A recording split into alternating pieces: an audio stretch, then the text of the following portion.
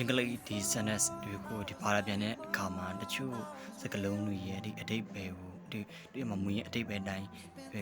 ပြန်ရမှာမဟုတ်ဘဲနဲ့တခါတလေမှာဒီစာကြောင်းနဲ့ live ဖတ်ပြီးတော့ပြန်ရတာမျိုးရှိပါတယ်ဥပမာအနေနဲ့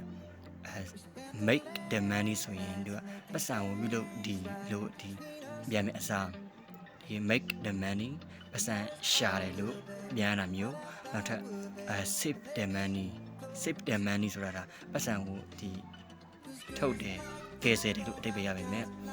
ဒါဘာသာပြန်တဲ့အခါမှာဆိုပတ်စံစုတယ်လို့ဘာသာပြန်တာမျိုးဖြစ်ပါတယ်နောက်ထပ် the people from moderation အဲ့မှာဆိုရင် the people from moderation ဥဒိချက်၄ခုမှရှိတဲ့ဒီလူတွေလို့ဒီဘာသာပြန်မဲ့အစားအဲ့